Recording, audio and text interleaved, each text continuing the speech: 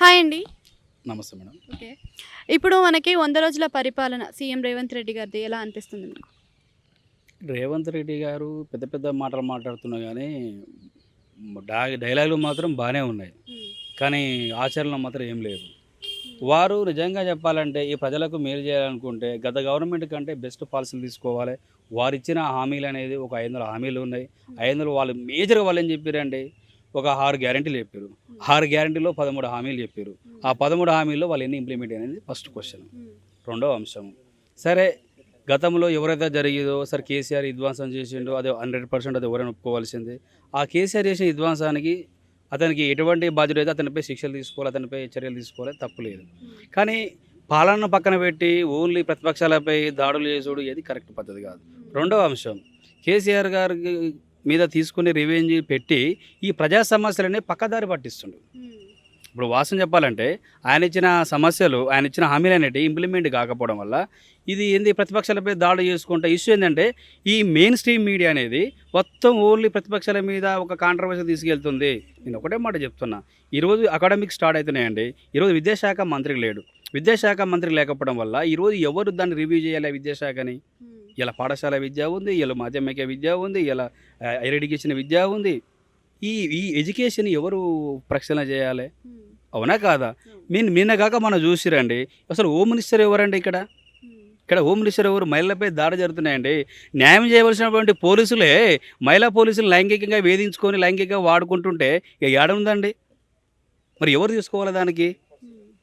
ఇదో భాగం. ఈరోజు ఇప్పటికే చాలామంది స్టాంప్ డ్యూటీలు, రిజిస్ట్రేషన్ డ్యూటీ అది ఇది ఈ ఛార్జెస్ పెరగడం వల్ల పేదవాడు కనీసం వాని భూమి వాడు పట్టా చేసుకునే పరిస్థితి ఉంది. భూములు ఎవరు భూములు పెంచుతున్నావు నువ్వు రిజిస్ట్రేషన్ స్టాంపులు? హ్మ్. ఇది కూడా ఆలోచించాలి కదా రేవంత్ రెడ్డి గారు. మీరు అంటున్నారు కదా ఇంతవరకు మహిళలకు 2000 ఇరైతుంది ఇచ్చిరా? మహాలక్ష్మి పథకం ఇచ్చారా? ఇవ్వలేదు. సరే ఆలోచించండి. మీరు అన్నారు కదా 2 లక్షల రుణమాఫీ అన్నావు కదా, 2 లక్షల రుణమాఫీ ఎక్కడ పోయింది? హ్మ్. దాని గైడ్లైన్ ఏమన్నావు? డిసెంబర్ 9 నాడు తీసుకోండి, నేను రాయన 2 కేసీఆర్ లెక్క 4 విడతలు చేయను అన్నావు. ఏక టైంలో చేయి నువ్వు. హ్మ్. ఆ, డెవలప్‌మెంట్ విషయానికి ఇప్పటి వరకే 6 నెలలు గడిచాయి గదా! ఏం డెవలప్మెంట్ అసలు ఏంటమ్మా? ఏదైనా మనకి ఈ ప్రభుత్వంలో కనిపించిందంటారా? ఏం కనిపించింది ఒక మాట చెప్పండి. గత గవర్నమెంట్ పరీక్షలు పెట్టింది, ఎగ్జామ్ రాసింది, వాటర్ కాపీలు ఇచ్చినావు. ఇప్పుడు గురుకుల పాఠశాల వాళ్ళు మాకు పోస్టింగ్ ఇవ్వని చెప్పేసి కొట్లాడుతున్నారు. ఏం వేసినావండి నువ్వు? ఏదో ఏమన్నా మంది పుట్టిన పిల్లలు నా పిల్లలు అనుకొని చెప్పేసి అపాయింట్మెంట్ ఆర్డర్ ఇస్తేవి మొత్తం ఆ మెట్రో స్టేషన్లో మొత్తం వేసుకుంటేవి. కనీసం అపాయింట్మెంట్ ఆర్డర్ లేక ఒక మహిళ అండి కొంగుచాటి రేవంత్ అన్న నాకు మా ఉద్యోగాలు లేవు, నా పిల్లల్ని ఎక్కడ పెట్టాలి అంటుంది. హ్మ్. ఏం చెప్తాడు రేవంత్ రెడ్డి? సిగ్గుచేటు కదా? నువ్వేమన్నావు? బీసీలకు నేను వస్తే కామారెడ్డి ఒకటి చిన్న మాట అండి. ఆయన కామారెడ్డిలో ఒక బహిరంగ సభ జరిగింది. హ్మ్. దానికి పక్క రాష్ట్ర ముఖ్యమంత్రి కర్ణాటక సిద్ధరామయ్య గారు వచ్చారు. హ్మ్. దానికి కామారెడ్డి బీసీ డిక్లరేషన్ అంటారు. ఆ కామారెడ్డి బీసీ డిక్లరేషన్ ఏం చెప్పిండని తెలుసా మీకు? మీకు ఎవ్రీ ఇయర్ మీకు బీసీలకు మేము 1,00,00,000 కోట్ల బడ్జెట్ అండు. హ్మ్. 1,00,00,000 కోట్ల బడ్జెట్ అండు. మరి 1,00,00,000 కోట్ల బడ్జెట్ పెడతాను ఎక్కడ పోయిండు? హ్మ్. బీసీలకు ఎంత కేటాయించారండి? నిధులు ఎంత కేటాయించారు? బీసీలకు అసలు స్థానిక సంస్థల్లో మేము 42% రిజర్వేషన్ పెంచుతున్నాడు. వాళ్ళకు గౌడ్స్‌కు ఏదైనా 15%, 25% అని చెప్పిండు. మున్నూరు కాపులకు కార్పొరేషన్ ఏర్పాటు చేసి వాళ్ళకు అయి పనిముట్లు ఇస్తున్నాడు. మిగతా కులాలస్తులకు అవి ఇవి ఇస్తా అని చెప్పిండు. హ్మ్. ఇంకేమైనా ఇచ్చాడా?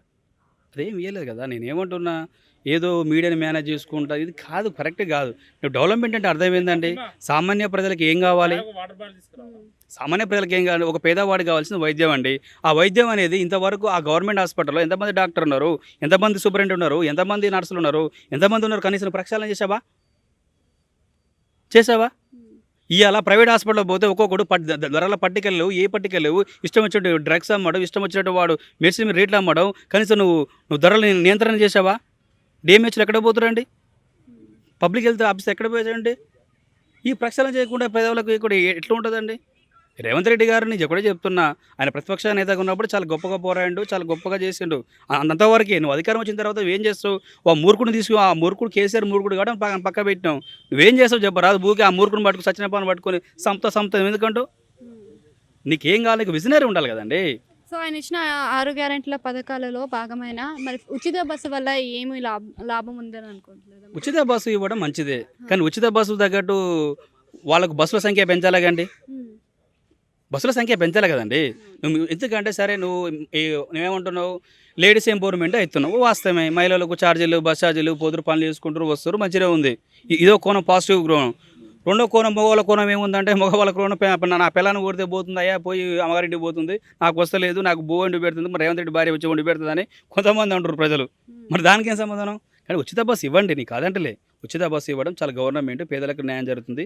అదని 100% అప్రిషియేట్ చేద్దాం. ఎట్ ద సేమ్ మూమెంట్ బస్సుల సంఖ్య పెంచాలి, బస్సులో కావాల్సినటువంటి వాళ్ళు ఉన్నటువంటి ఎంప్లాయీస్ కూడా పెంచాలి. ఎందుకంటే వాళ్ళకు కూడా ఉండాలి కదండి.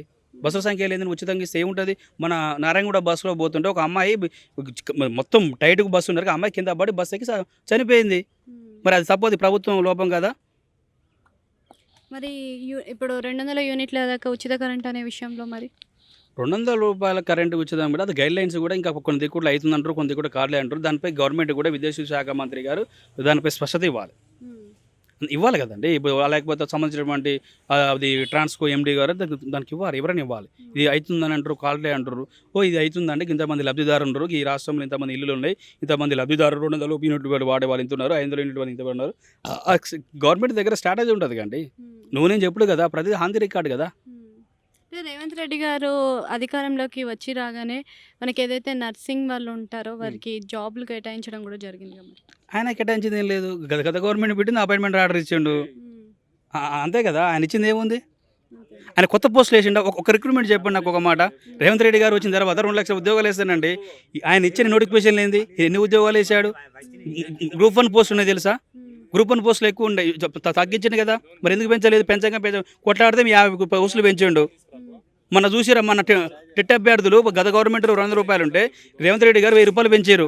ఇది తప్పిదాం కదా. ఆయన ఏమంటూ కాంపిటేటివ్ ఉద్యోగాలు ఎవరు పోయినా కూడా మేము రూపాయి తీసుకోకుండా మేమే డైరెక్ట్ చేస్తామని చెప్పిండు. ఉచితం అన్నోడు ఇవాళ ఎందుకు పెంచిండు? ఇలా రేవంత్ రెడ్డి గారు పాలన అంటే ఏదో ప్రసంగాలు, పాలన అంటే ఏదో సోపు డబ్బలు కాదు, డబ్బలు రాయేసి డబ్బలు బాగుంటుంది, అది కాదు కదా. ప్రజలు నేరుగా అతన్ని కలిసే విధంగానే అందరికీ అందుబాటులో ఉంటున్నారు కదా రేవంత్ రెడ్డి గారు. ఒక సామాన్య పౌరుని కలిసిండ రేవంత్ రెడ్డి. ఆంధ్ర పెత్తందారులు, ఆంధ్ర కమ్మ పెత్తందారు కలిసింది తప్ప ఏనాడు మీలాంటి జర్నలిస్టు, నాలాంటి విద్యార్థి సంఘ లీడర్ని కలిసిండా? ఎవరిని కలిసిందండి? 100 కోట్లు ఉన్నవాడు 100 కోట్లు ఉన్నతో మాట్లాడుతుండు. పాలన అంటే ఒకనాడు ఏదో సోపు డబ్బగా, ఒకనాడు ఎప్పుడైతే ఆయన ముఖ్యమంత్రి చేసిండో ప్రమాణ స్వీకరించిన తర్వాత ఒకనాడు ఆ ప్రతిభవన్లో ఒకనాడు వచ్చిండు, పెట్టిండు, ఒకనాడే పెట్టిండు. ఏం పెట్టి ప్రజా దర్బార్ పెట్టిండు, రెండోనాడు మూసుకున్నాడు. ప్రజా దర్బార్ అంటే ఏంది? చాలా గత ముఖ్యమంత్రులు కూడా చాలామంది ఉన్నారు. 3 to 5 మధ్యలో కలిసిరు. మీ గత సెక్రటరియట్లో సమత భవన్లో కలిసేవాళ్ళు. రాజశేఖర రెడ్డి గారు అయితేంది, కిరణ్ రెడ్డి గారు అయితేంది, రోషయ్య గారు అంతా కలిసేదండి. ఇలా ఏదో కేసీఆర్ వచ్చిన తర్వాత దరిద్రం పట్టింది. వాసన చెప్పాలి, కేసీఆర్ నుంచి స్టార్ట్ అయింది తెలంగాణ రాష్ట్రానికి. ముఖ్యమంత్రులు అంటే ఏదో పెద్ద వాళ్ళ ఆకాశంలో కాదు, వాళ్ళు ఎవరండి? ప్రజల జీతగాలు కదండి. 4,10,000 రూపాయలు తీసుకుంటుండండి. భారతదేశంలో రిచెస్ట్ శాలరీ ఎంప్లాయిడ్ పెయిడ్ తీసుకుంటుండు తెలంగాణ రాష్ట్ర ముఖ్యమంత్రి. అంటే ప్రజలకు సేవ చేయొద్దా? అంత తీసుకోవడానికి వాళ్ళు వర్త్ కాదంటారు అయితే మీరు? తీసుకొని తప్పలేదంటే అలయన్సెస్ ఖర్చులు ఉంటాయి, కానీ మరి ప్రజలకు సేవ చేయాలి కదా. వాళ్ళు సేవకులా, వాళ్ళు రూలర్సా? సేవకులే కదా. 5 ఏళ్ళ జీతగాడు కదా నువ్వు, ముఖ్యమంత్రి అయినా ప్రధానమంత్రి అయినా, అవునా కదా. నేనేమంటానంటే ఇప్పటికైనా రేవంత్ రెడ్డి గారు, ఇప్పటికీ మీరు స్థానిక రిజర్వేషన్లు పెంచకుండా మీరు ఎప్పుడైతే మీరు సమగ్రమైన సర్వే చేస్తున్నారు కదా, సమగ్రమైన సర్వే చేయండి, ప్రతి కులాన్ని చేయండి. కేసీఆర్ గారండి 2014లో అతను ముఖ్యమంత్రి తర్వాత సమగ్ర ఎస్కేఎస్ పెట్టాడు. కుటుంబ సగ్ర సర్వేసి 24 అవర్స్లో కుక్కలు ఉన్నాయి, పందులు ఉన్నాయి, మొత్తం డేటా తీయండు. ఆ డేటాని ఇంప్లిమెంట్ చేయండి, ఎస్కేఎస్ అని ఇంప్లిమెంట్ చేయండి, జనాభా లెక్కలు ఓపెన్ చేయండి. దాని ద్వారా మీరు లోకల్ బాడీ ఎలక్షన్ పోండి. లేకపోతే మీరన్నా మీకుంది కదా, జిఏడి డిపార్ట్మెంట్ ఉంది కదా, కేసీఆర్ అనేవాడు 24 అవర్స్లో చేసిండు కదా, మీరు 10 రోజులు తీసుకోండి. బీహార్లో చేసారు కండి, తీసుకొని మీరు చేసి అసలు అన్ని ఏ కులాల వాళ్ళు ఎంత ఉన్నారు, ఏ వర్గాలు ఎంత ఉన్నారు, దాంట్లో ఎంతమంది పెద్దరింకతో ఉన్నారు, ఎంతమంది నిరక్షరాస్యులు ఉన్నారు, ఎంతమంది దాంట్లో ఉన్నటువంటి ఈ ఆర్థికంగా వెనకబడతాం ఎంత ఉంది, ఇవన్నీ ఉద్యోగాల పరంగా ఎంత ఉన్నారు, ఎంతమంది ల్యాండ్ లార్డ్స్ ఉన్నారు, భూస్వాములు ఎంతమంది ఉన్నారు, ఇవన్నీ డేటా ఉండాలి కదా. అప్పుడే కదా ఎప్పుడైనా గుర్తుపెట్టుకోండి, సమగ్రమైన డీటెయిల్స్ మనకు ఉన్నప్పుడు మాత్రమే పేదలు ఎవరు వాళ్ళకి సంక్షేమ పథకాలు ఇంప్లిమెంట్ చేసి అయిపోతుంది కదా.